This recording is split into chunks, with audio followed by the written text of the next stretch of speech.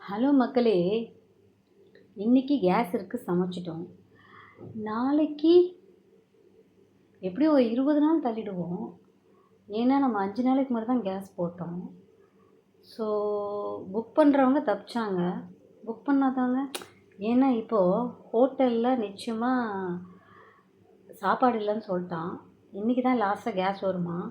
So 2 டிஷ்ஷெல்லாம் ஒரு dish ஆகிடுமா. Okay, வீட்டில் சாப்பிடாதவங்களுக்கு பாவம் தான். எங்களுக்கெல்லாம் பிரச்சனை இல்லை. ஏன்னா நம்ம ஆளு எப்பயுமே ஹோம் ஃபுட்டு தான். ஆனால் அதுலேயும் ஒரு பங்கம். ஏன்னா கேஸ் 20 நாளைக்கு தான் வரும்.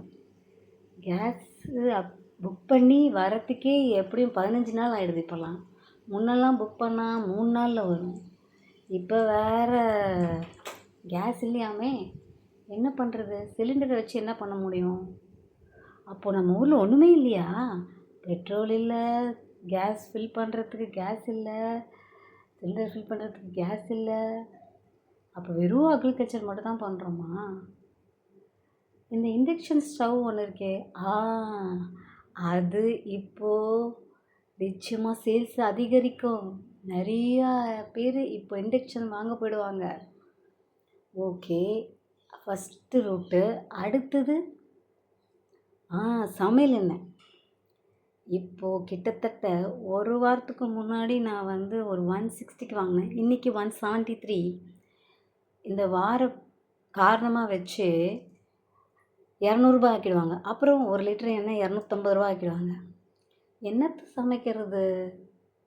பெஸ்ட்டு சாப்பாடை வடித்து கஞ்சி, அதாவது ப்ரோபயோட்டிக்குன்னு சொல்கிறாங்கல்ல, பழைய சாதம், அதை தான் குடிக்கணும் போல இருக்கே.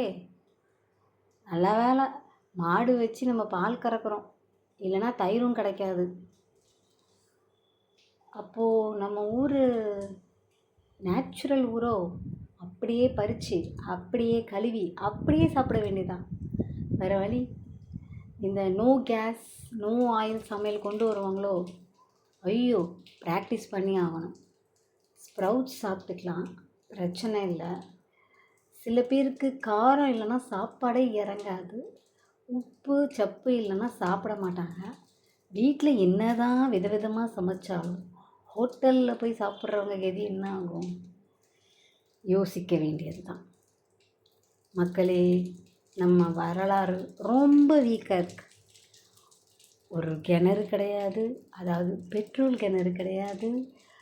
ஆயில் பண்ணுறதுக்கு சூரியகாந்தி ஃப்ளவர் இருக்கா? இல்லை. உண்மையாகவே சூரியகாந்தி ஃப்ளவர் தான் எடுக்கிறாங்களா? அதுவும் புரியல. சரி, செக்கு எண்ணெயை வாங்கிக்க வேண்டியதான்.